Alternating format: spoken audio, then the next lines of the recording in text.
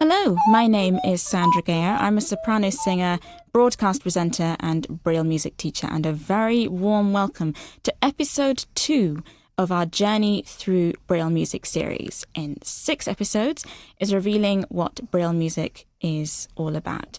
And in this episode, exploring the basics, I'm welcoming back James Risdon.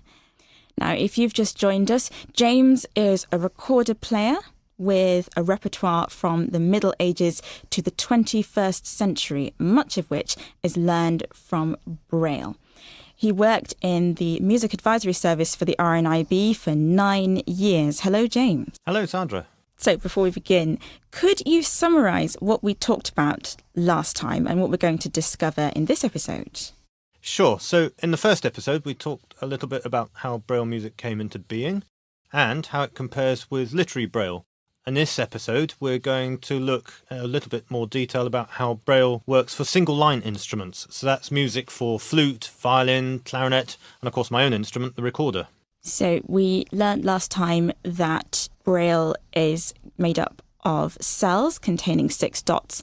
But I think if you're listening, you might still be trying to imagine how that could be interpreted as music. Well, sighted musicians who are aware of the Braille code can read Braille using their eyes. However, us visually impaired musicians use our fingertips.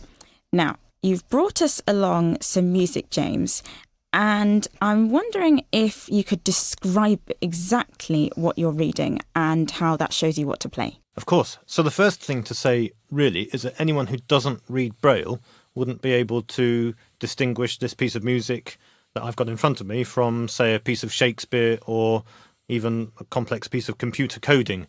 It's actually a piece by the 18th century composer Telemann, and it's on around 50 pages. It's bound and has a cover like any other book, but inside, as well as all of the introductory material, I've got the Braille music. So, as you've said, Braille has just 6 dots in each cell, which makes up 64 unique combinations. Now, clearly that's not enough to show everything in literary, music and scientific script, but each of these 64 dot patterns means something different depending on what we're reading.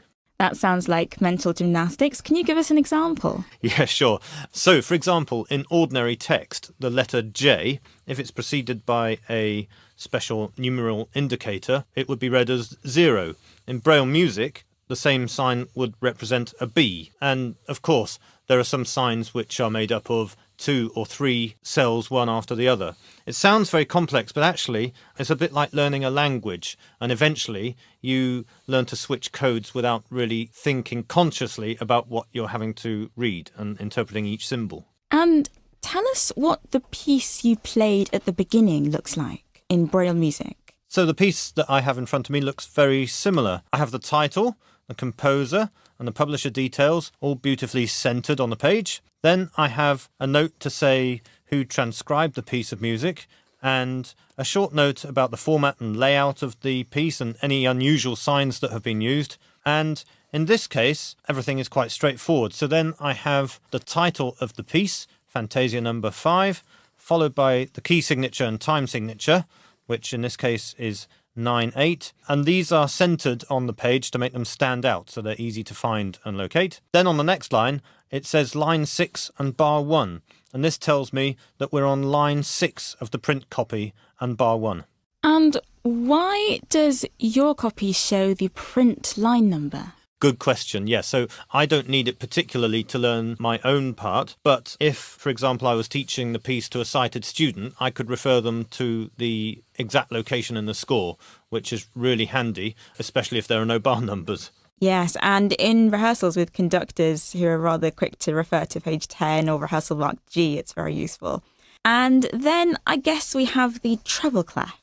Yes, so on the next line I've got the treble clef, though in Braille music they're really for information purposes only. So far so good. But what about the differences between Braille music and print stave notation?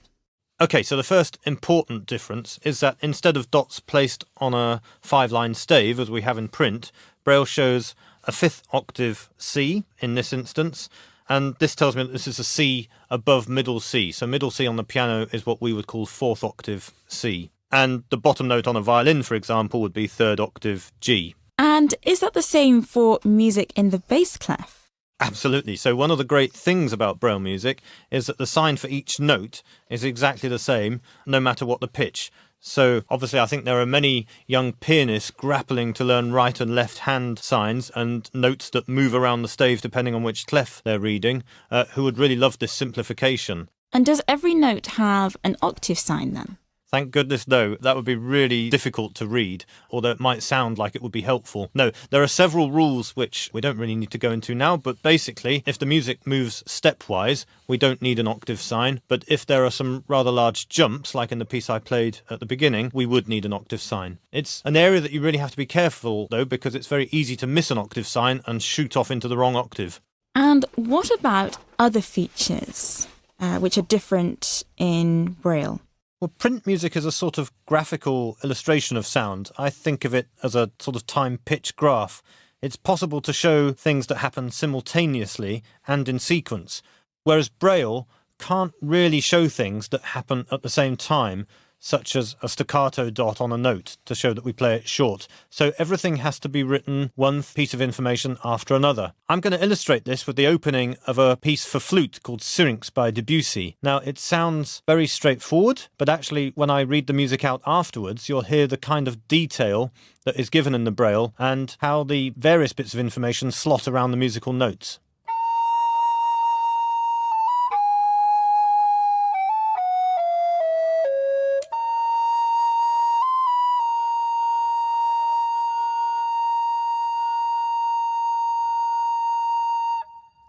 So at the top of the score, I've got a performance indication, which here is très modéré.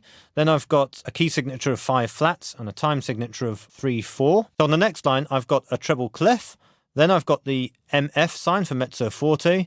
Then I have a tenuto sign. Then I have an octave sign, the 5th octave sign, and only then have I got my first note, which is a B dotted quaver. Then I have a slur sign and a natural sign before the next note, an A. Then a slur, another natural sign before the next note, which is a B, then another tenuto sign before the A-flat dotted quaver. So you can see the kind of level of detail that goes around a note. And in fact, the last note, which is held for a very long time, has a pause and a breath mark afterwards, which, if you just listen to the piece, you may not pick up, but they're there in Braille. Okay, well, we've seen some of the differences, but are there any features of Braille music which are familiar to people who are aware of print notation? Yes, in fact there are, surprisingly actually. So for example, the sign to slur 2 notes together in Braille looks very much like the sign in print, and the sign to tie 2 notes of the same pitch together looks very similar. Where print notation uses a vertical line, the Braille uses a space to show bar lines, and while these are different signs, both signs are very clear to see. And are there any areas of Braille music which are perhaps even easier than they are in print?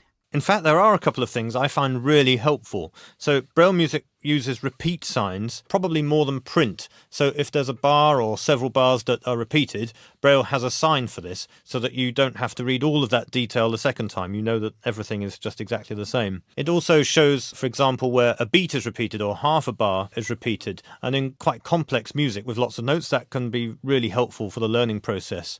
This not only saves space, but helps with learning music. You mentioned learning music, and I just wondered how you would go about learning a piece like this. Well, yeah, that really depends on the piece, I guess. Sometimes if I know the piece and how it sounds already, I'll have a process of reading through the music to check my ears haven't deceived me and, if you like, learn the detail that you can't always hear on a recording. And in fact, many recordings divert from the score, so if you really want to play what the composer's written, there's no substitute for having the score. If I'm learning a piece I've never heard before, I'll try to get a sense of how it sounds. I might whistle or hum it to myself while I'm reading, and usually I ignore most of the detail, such as slurs and accents and that kind of thing, until I've learnt the actual notes. Sometimes I actually even write out the music again, because I find this process really helps get it into my head. I've only ever done that for exam practice. I cannot imagine doing that voluntarily. That does sound like an uphill situation. I mean, I would sight sing everything, so whether it's a piece of vocal music or piano music, I'd sing the right or left hand to myself and sort of teach it to myself by ear. Very comprehensive stuff. Now, I think it would be helpful if you could pull together the threads of this episode before you play us out. Absolutely, yes. We've covered quite a bit of detail. Isn't it difficult to talk about Braille music without making it sound rather complex, like double Dutch? So I suppose what I would like people to take away is that Braille music has an inbuilt logic, if you like, which can cope with very simple and very complex music. And it can show everything that is in a print score so that you can compare this with a sighted colleague or friend using exactly the same language. Thank you, James, for introducing us to the basics of Braille music and for sharing some of your strategies with us. In the next episode of our journey, we will be learning about vocal music.